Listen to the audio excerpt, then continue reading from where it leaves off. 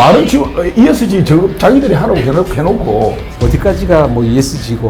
정부가 이 모든 걸 다 관여하려고 하는데 정부도 머리가 굉장히 많이 아플 것 같은데 내보낼 방법이 없는 거야. 왜 그런지 모르겠어. 나는 도저히 이해가 안 됩니다.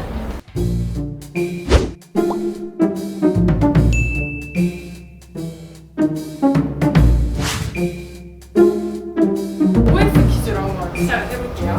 이거는 어려운 것 같다 보니까. ESG가 좀 어렵다 이거.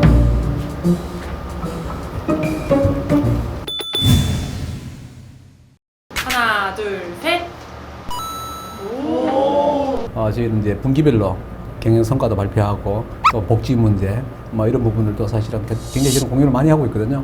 아마 우리 그 요즘 그 대두되는 ESG 경영 자체가 그 지배 구조 자체를 얼마나 투명하게 할 것이냐 뭐 이런 부분이 남아 있기 때문에 90% 이상은 다 사실은 오픈해서 같이 의논하고 또 그러다 보면 또 젊은 층한테 좋은 또 의견도 듣게 되고 예, 그런 것 같습니다. 저희 회사는 이제 새로운 아까 말씀드린 신기술을 만드는 회사거든요. 세상에 없는 것을 만들었기 때문에 그것을 만들어내는데 직원들과 공유하지 않으면 안 됩니다. 공유를 해서 직원들이 공감하고 실제로 몸으로 부딪혀서 실패를 계속 거듭하게 실패를 해야 만들어내지거든요. 항상 대화하죠. 그건 어느 회사는 다 마찬가지인 것 같아요. 저희는 인스타그램 이런 것도 해가지고 이제 우리가 회사가 지금 어떤 일을 하고 있고 오늘 회사에 어떤 일이 있었는지를 직원들에게 늘 이렇게 알릴 수 있도록 또 직원들뿐만 아니고 우리 가족들이 직원들이 가족들이 우리 아빠가 다니는 회사가 또 우리 아들이 다니는 회사가 어떤 일을 하고 있는지 이렇게 볼 수 있도록 이렇게 정말 많은 그 소통이 필요하고 또 직원들에게 정말 회사가 어떤 방향으로 가고자 하는지를 늘 이렇게 이야기할 수 있도록 이렇게 하고 있죠. 하나, 둘, 셋. 잘못하면 안 되잖아요. 당연히. 저희는 이제 수출이 위주잖아요. 이거는 이제 낱개가 정말 중요합니다. 만약에 낱개를 놓치면 비행기를 태워 보내야 되는데 그러면 물건값보다 더 많은 비용을 지불해야 되죠. 또 내일처럼 이렇게 정말 챙겨주기 때문에 그것이 가능하지. 그렇지 않으면 저희가 할 수가 없고 저희가 직원들을 믿기 때문에 직원들이 그렇게 해주기 때문에 저희는 또 오다 받는 데 대해서 두려움 없이 저희가 고객으로부터 오다를 받죠. 그래서 정말 우리 직원들이 자랑스럽습니다. 사랑하는 우리 린노 한가족 여러분, 올해는 그 어느 해보다도 많은 오다를 소화하느라고 정말 큰 애를 쓰고 계시는데 다시 한번 이 자리를 빌어서 진심으로 감사드립니다. 사랑합니다. 이제 매출이 한 1년에 한 300%씩 급성장해서 올라가는 중인데 그러나 계속 투자가 돼야 되고 계속 설비 투자해야 되고 이런 어떤 과정이 있거든요. 그렇기 때문에 이제 직원들한테 많이 잘 해주진 못하는 실정인데도 불구하고 그 직원들은 그야말로 제가 눈물 날 정도로 열심히 합니다. 그러니까 지금도 어느 직원, 어느 팀장은 직원들 한 사람 데리고 니하고 내하고 지금 야간 쪽 하자. 이렇게 해서 나와서 지금 생산을 하고 있는 걸 보고 제가 왔거든요. 그렇듯이 진짜 혼신의 힘을 다해서 해주는 게 너무 고맙고 그 주의의식이 없으면 안 되거든. 그럼 그 열심히 일하는 직원분한테 영상 편지 한번. 박 팀장을 생각하면 내가 가슴이 찡하고 눈물이 날 정도로 열심히 해줘서 너무 고맙고 우리 한덕수 수석연구원 그다음에 이한솔 연구원 다 진짜 열심히 너무 잘해줘서 고맙고 사랑합니다. 지금 면접 볼 때 1번 기준이 저는 사실은 이제 능력보다는 이제 인성을 요즘 보고 있고요. 저도 이제 창업한 지가 한 30년 가까이 됐기 때문에 많은 직원들이 사실 왔다 갔다 했었습니다. 뭐 저희도 여러 가지 우여곡절이 있었습니다만 회사가 조금씩 이렇게 기반을 다져가면서 직원들 스스로가 그런 문화가 좀 형성되는 것 같고 그러다 보니까 뭐 최근에 저희가 조금 큰 공사를 이번 일요일 날 사실은 5일간 마쳤습니다. 인원이 좀 부족함에도 불구하고 훌륭히 잘 수행했고 또 우리 고객사에서도 아주 만족해 하시고 막 그래서 오늘 아마 제가 간 말씀 회식이 오늘 비록 대표 삼겹살이지만 우리 본사의 우리 직원들 아마 지금 대패 삼겹살을 먹어서 잘 먹고 있는지 모르겠습니다. 우리 회사 아마 창업 이래 단기간에 가장 큰 공사를 수주해서 정말 한 일주일 가까이 누구 할 것 없이 다 열심히 해서 너무 감사드리고 저랑 같이 호흡해줘서 너무 감사합니다. 사랑합니다. 여기. 하나, 둘,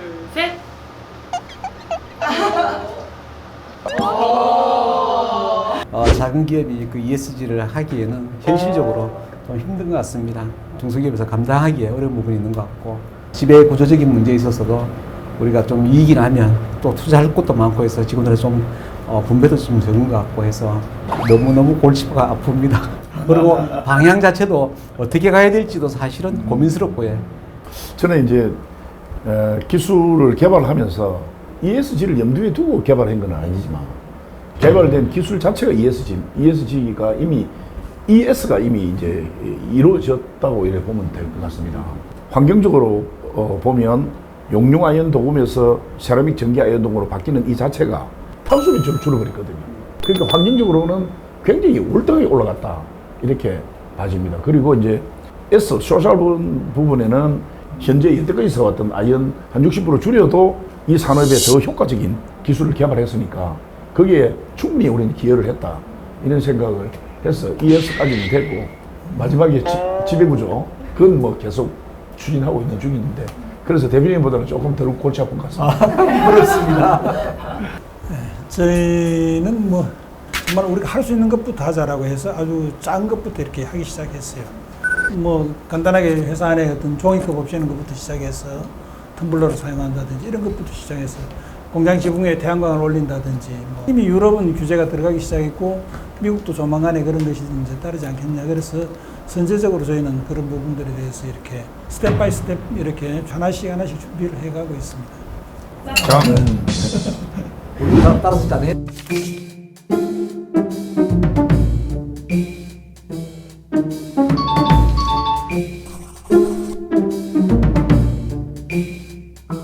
제일 애로사항이라면은 사람 문제인 것 같아요. 젊은이들이 중소기업에 지금 많이 와야 되는데 오다를 받는 거는 정말 이렇게 얼마든지 기회가 지금 뭐 많이 있는데 그 오다를 받았을 때 그걸 소화해낼 수 있는, 그 처리해낼 수 있는 인력 수급이 제일 어려워서 한 10년 동안은 저희가 외국인들 안 썼는데 어쩔 수 없이 작년부터 저희가 다시 이제 외국인들을 이제 쓰기 시작했는데 정말 많은 그 젊은이들이 이 중소기업에 좀 이렇게 와줬으면 좋겠습니다. 공감합니다. 그것만 아니라면 뭐 정말 할 만한데.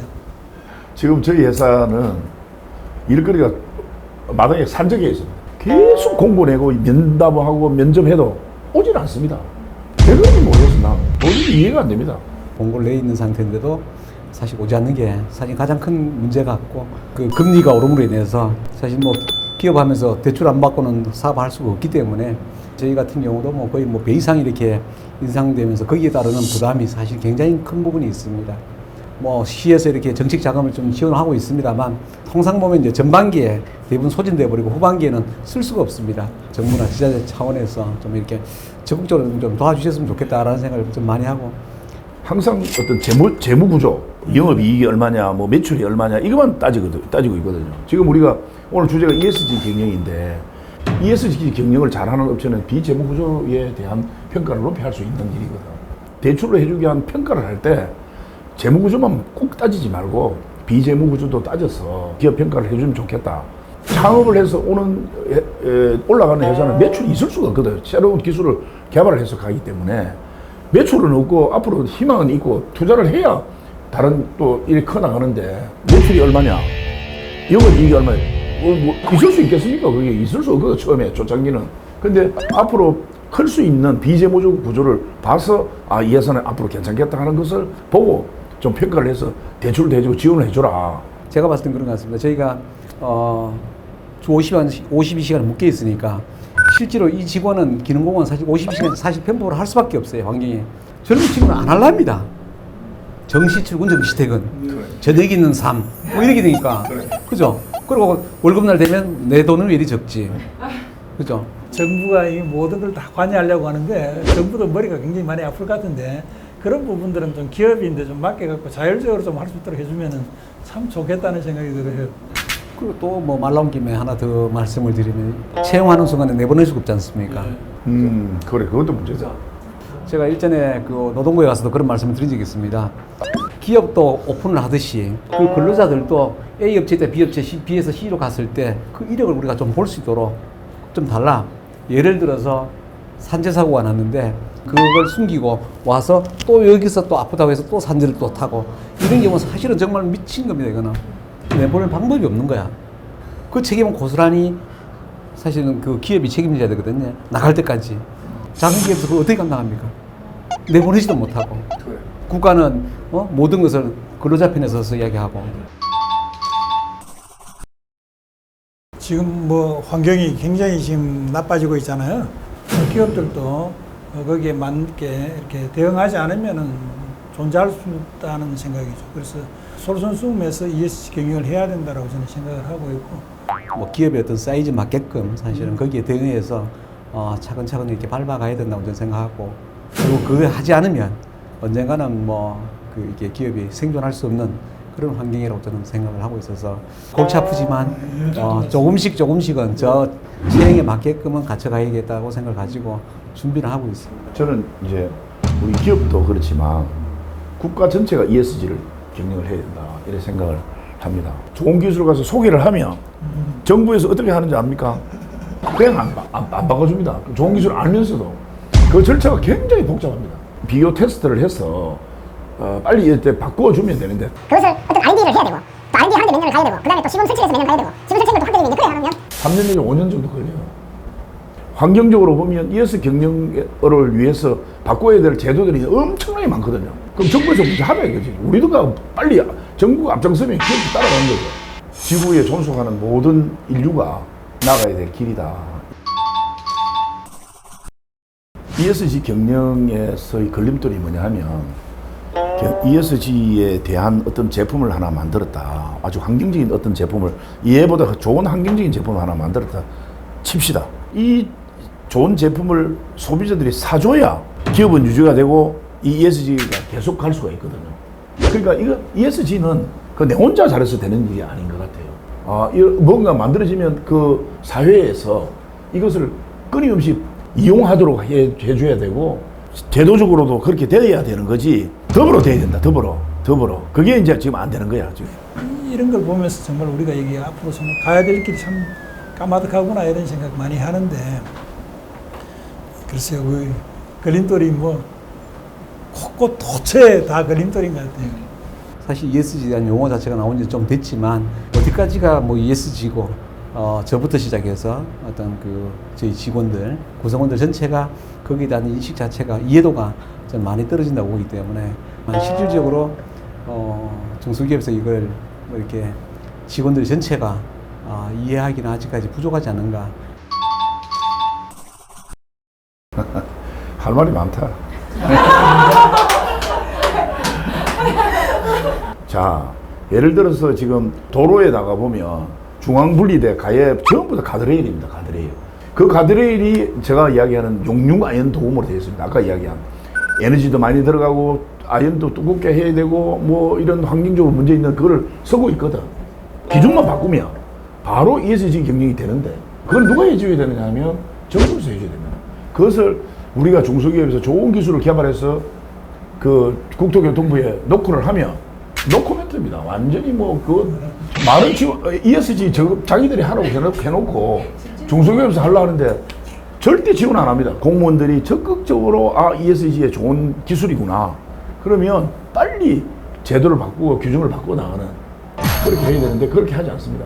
그리고 이런 대기업들도 이거를 지금 현재 쓰고 있는 거를 그대로 쓰고 있어요.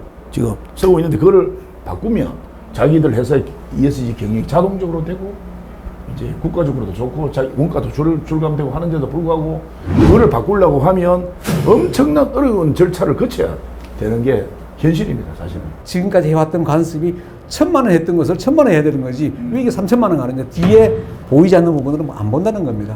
근데 사실 기업은 이윤만 돈만 되면 따라가기 때문에 고정관념 좀 바꿔서 바라보는 그런 시야가 좀 필요하다.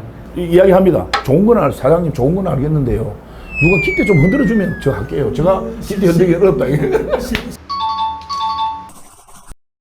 제조업의 미래는 미래체가 아닙니까?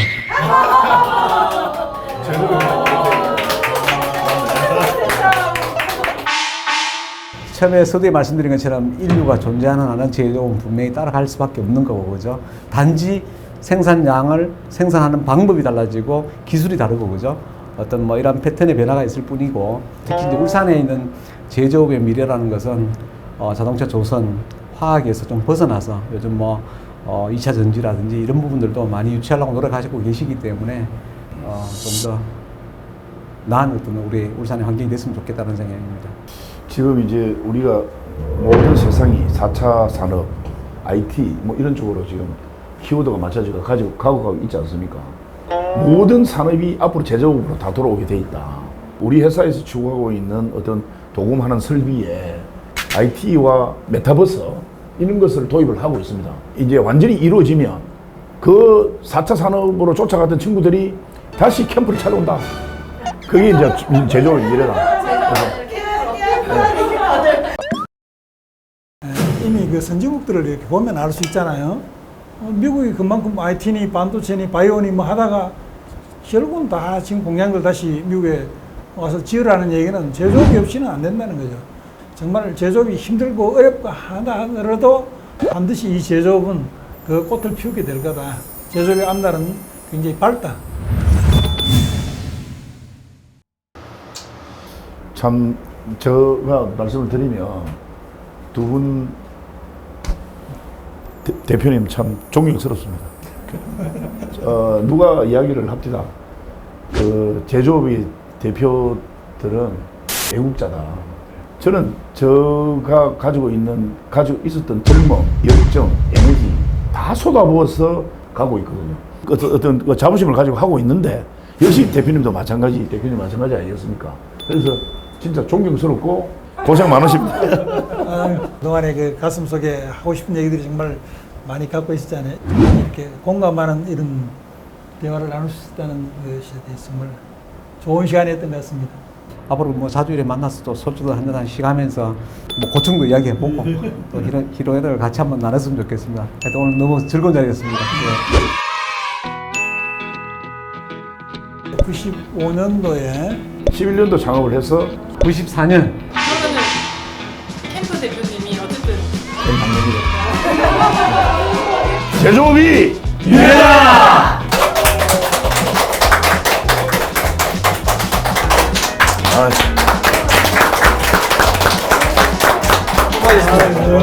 뭐 나도